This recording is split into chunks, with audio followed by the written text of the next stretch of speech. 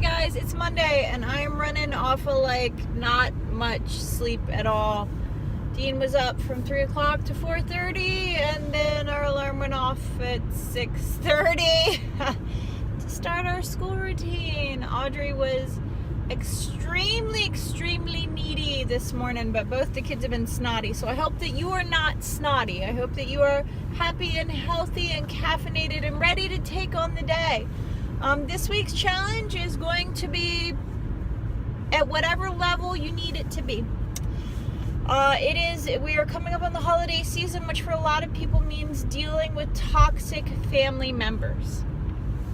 I will never forget that one cousin in particular who was always supposed to be the one that was, Miss Fancy Schmancy, always had her hair done, her makeup done, jewelry on, bragging about her boyfriend or husband or whoever, she was with at the moment, and all the stuff that she was doing with her life, and then would get insanely drunk and cry and, wonder why nobody loved her and why she was so unhappy in her life. So I don't want you guys to be that person. I also don't really want you around that person. We shouldn't expose our children to that person. Just thought. So your challenge for this week is to kind of identify those toxic people in your life. So they may be coworkers, they might not even be family members. They may be coworkers, and I want you to find a good coping mechanism to deal with them. You may already have one. Avoidance is a very valid mechanism. I don't care what anybody says, avoidance is a valid mechanism. Especially when we talk about people with narcissistic issues, avoidance can be the only thing that keeps you safe from their crazy. Other people, maybe just not talking about specific topics of conversation. We don't talk about money, politics, or religion. It's a rule. Just because some people get crazy about it and it's not worth the drama, so we don't talk about that stuff at holidays. Other things, just having a backup, like I talked about in the other video, having a backup, someone you can call or text or send pictures to keep yourself sane. That backup may even be another family member at whatever event that you're at. It may be a friend that you sneak into the bathroom and call and be like, I swear to goodness, if cousin so-and-so says one more thing about me having kids, I'm going to punch her in the face. Ask me if I'm dating. So there are going to be a lot of people that are making a lot of judgments, asking a lot of questions, presuming a lot. And we need to find ways to not take it personally, not let their horrific mojo affect our good mojo, and to stay sane throughout the holidays. For a lot of people, financial stress starts now at Thanksgiving. Talk about hostess gifts. Talk about bringing something. Some people just buy pies. I'm cool with that. If Wegmans makes awesome baked goods, I'm cool with that. Some people are like, I'm Martha Stewart and I made this and it took me 8 hours. I brined this turkey after raising it myself. And you're like, dude, nobody cares. I'm hungry. Just feed me. So I'm happy that people take pride in doing these things and slow cooking, and I appreciate that, but not everybody does. So we also have to recognize that not everybody is in the same space that we are.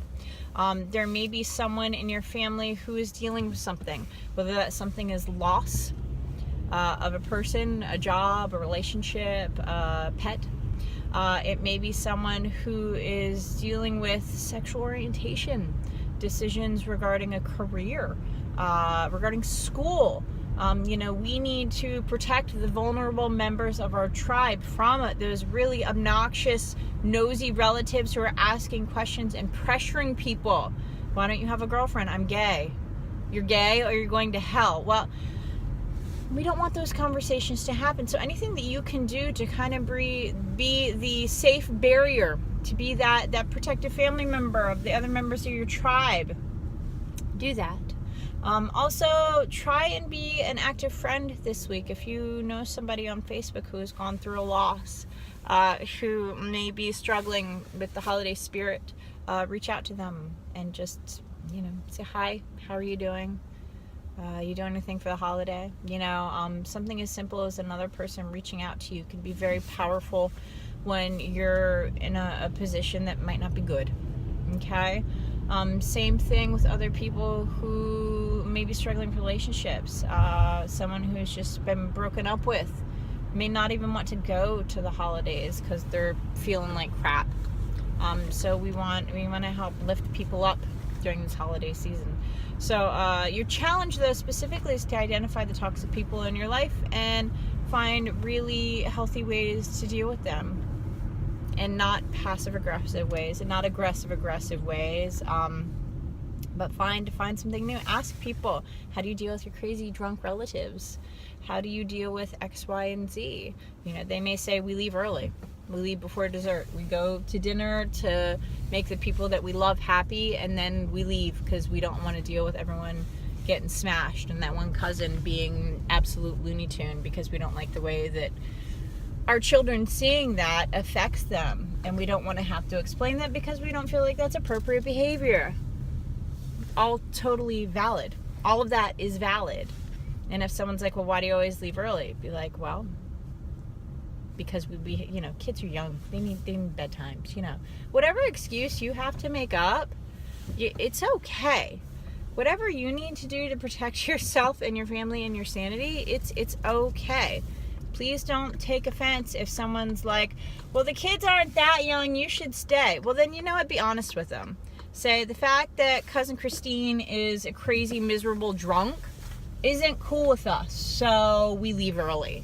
And if that's not okay with you, then we simply won't come next year. Yeah, valid ways of dealing with it. So have a wonderful, wonderful holiday season. If you have any hints, tips, or tricks, or even websites that have hints, tips, or tricks, please feel free to share it up. Post it below. Message me if you don't want to post it up, and I will share it with other people, because it's the season and we want to enjoy it. Everyone deserves to have the joy of the season, whether it's Yule season, Diwali's past, but whatever it is, Hanukkah, you deserve to share in that joy. So thanks a lot, guys. We'll see you soon. Bye.